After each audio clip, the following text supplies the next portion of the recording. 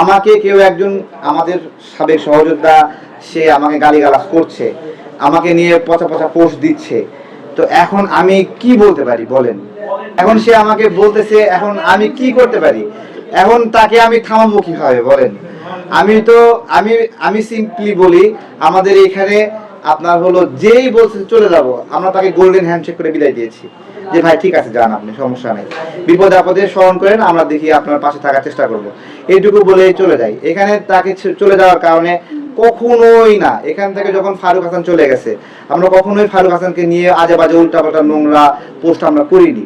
মিলতেছে না, রাজনীতিতে এইরকমই, রাজনীতিতে এখানে এটা কোনো লিমিটেড কোম্পানি না, কেউ কারো অনুগত হয়ে থাকবে। হ্যাঁ, যতক্ষণ আমাদের মতের সাথে মিলে ততক্ষণ রাজনীতি করছে, যখন মিলছে না তখন চলে যাচ্ছে। থাকলেও শুভকামনা, না থাকলেও শুভকামনা। ঐকমত্য কমিশনের আলোচনা চলছে, সংস্কার আলাপ চলছে, তো আগামীকালকেও আলোচনা রয়েছে এবং বিগত সময়েও আলোচনা হয়েছে।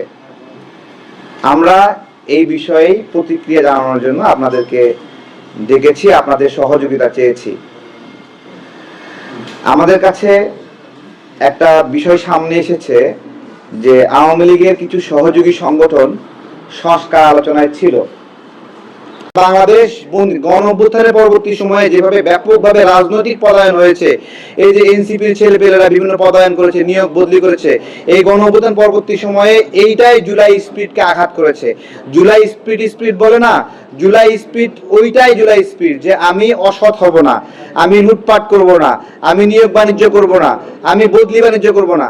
জুলাই স্পিরিটটাকে ধ্বংসই করেছে এই নিয়োগ বদলি বাণিজ্য। এগুলো কেন আওয়ামী লীগ জনপ্রিয় হচ্ছে, কেন শেখ হাসিনা জনপ্রিয় হচ্ছে, কেন কিছু কিছু মানুষের মুখ থেকে শোনা যাচ্ছে যে শেখ হাসিনাই ভালো ছিল, এগুলো মানুষ যখন মানে বিচার করে, ব্যালেন্স করে, তখন মানুষ দেখে যে আমরা এতটা কষ্ট করলাম দেশের জন্য, কিন্তু এই অনিয়মটা দূর হলো না, তখন মানুষ হতাশ হয়, ফ্রাস্ট্রেশন হয়।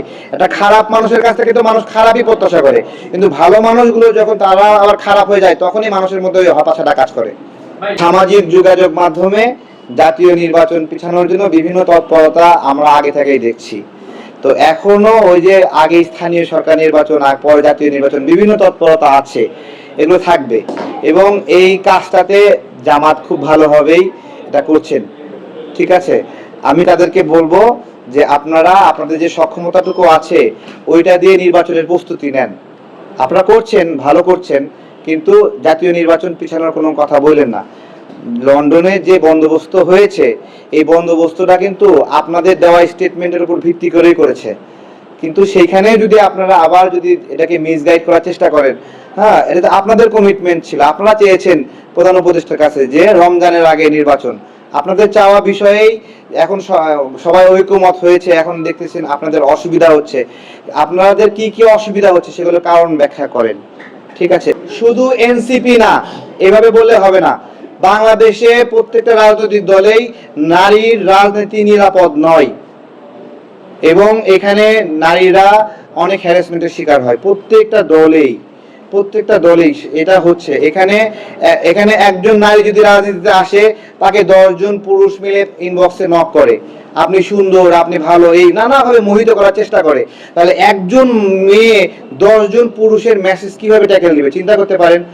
এখন সে যদি রিপ্লাই না দেয়, তাহলে বলতেছে ওই মেয়ে অহংকারী, ওই মেয়ে চরিত্র ভালো না।